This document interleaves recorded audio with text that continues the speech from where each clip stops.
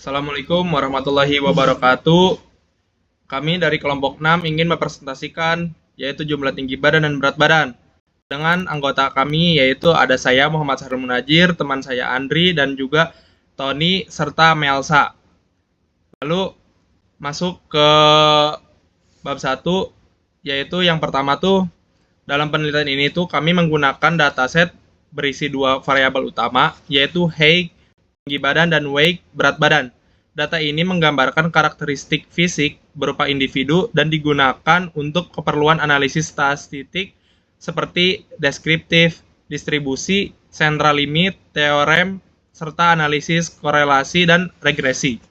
Nah, tujuan dari penelitian ini adalah untuk memahami pola penyebaran data tinggi dan berat badan, melihat apakah distribusinya mendekati normal, menguji prinsip central limit, teorem, dan dengan menggunakan 30 sampel kecil, serta menilai apakah terdapat hubungan antara height dan weight melalui korelasi Pearson dan regresi linear sederhana. Itulah gambaran awal penelitian kami. Selanjutnya bagian landasan teori akan dijelaskan oleh rekan saya. Selanjutnya yang kedua ada bab 2, landasan teori. Pada bagian landasan teori, kami menjelaskan konsep-konsep statistik yang digunakan dalam penelitian. Pertama, mean adalah nilai rata-rata dari sekumpulan data. Kedua, median adalah nilai yang berada di posisi tengah setelah data diurutkan. Varians dan simpangan baku digunakan untuk menggambarkan seberapa jauh data menyebar dari nilai rata-rata. Semakin besar nilainya, semakin besar variasi datanya. Nilai minimum dan maksimum menunjukkan batas terkecil dan terbesar dari data height dan weight. Selanjutnya, populasi adalah keseluruhan data yang dianalisis, sedangkan sampel adalah sebagian data yang digunakan dalam percobaan CLP. Konsep yang kami gunakan berikutnya adalah central limit theorem, yaitu teori yang menyatakan bahwa rata-rata dari banyak sampel kecil akan cenderung mengikuti distribusi normal. Terakhir, kami menggunakan korelasi Pearson untuk mengukur hubungan antara height dan weight, serta regresi linear sederhana untuk melihat apakah height dan weight memprediksi weight. Baik, selanjutnya saya Nasib Tolamen Alfatoni akan menjelaskan terkait bab 3, yaitu pembahasan dari data yang telah kami ambil. Pertama, kami menganalisis distribusi tinggi badan. Berdasarkan histogram yang diperoleh, data menunjukkan pola menyerupai distribusi normal, dengan puncak berada di 166 sampai 168 cm.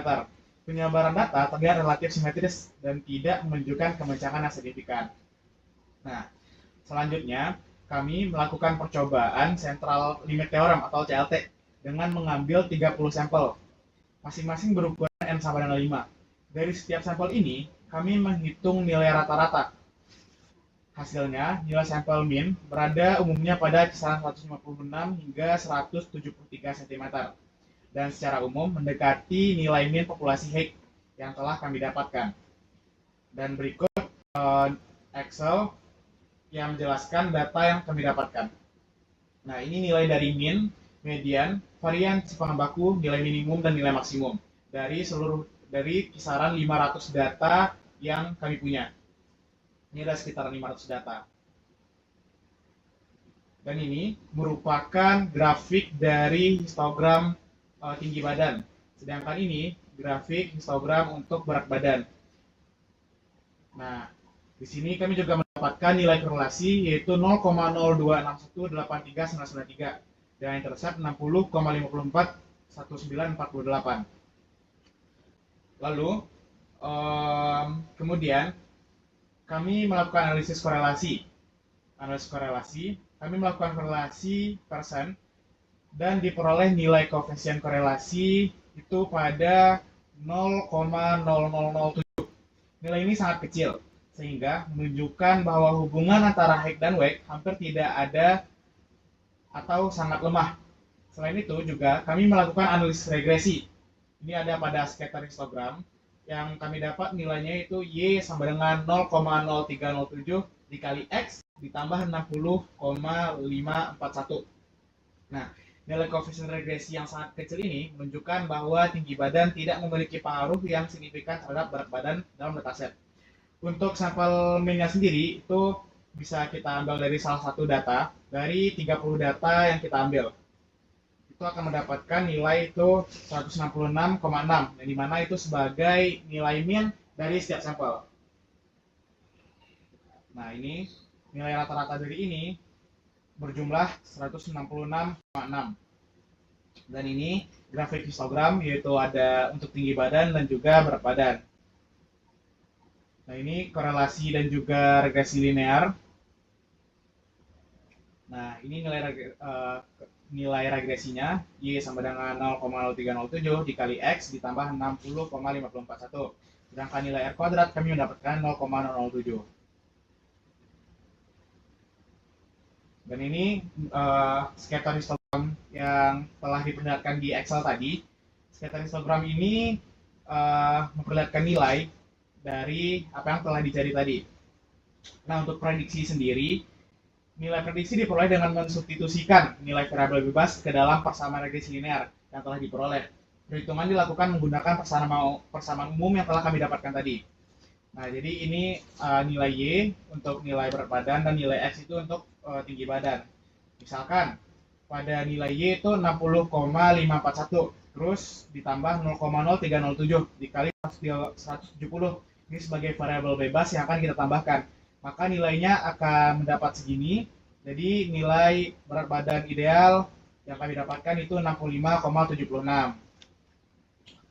Nah, jadi sekian terkait penjelasan pada bab 3. Selanjutnya, bagian penutup yang akan dijelaskan oleh teman saya, Melsa. Jadi saya akan menjelaskan tentang penutup. Jadi berdasarkan seluruh analisis yang telah dilakukan, dapat disimpulkan bahwa distribusi dan Higgs dari data Higgs mendekati distribusi normal dan tidak menunjukkan penyimpangan yang signifikan. Hasil percobaan CLP menunjukkan bahwa rata-rata sampel mendekati rata-rata populasi sesuai dengan teori statistik. Korelasi antara Higgs dan Weight sangat lemah dengan nilai 0,007. Regresi linear menunjukkan bahwa Higgs tidak memberikan pengaruh yang signifikan terhadap Weight. Sebagai saran penelitian selanjutnya disarankan untuk menambahkan variabel lain seperti usia, jenis kelamin, aktivitas fisik, atau komposisi tubuh agar hubungan antar variabel dapat dianalisis dengan lebih baik. Selain itu, penggunaan jumlah sampel yang lebih besar juga dapat meningkatkan akurasi hasil penelitian. Sekian presentasi dari kelompok kami. Terima kasih.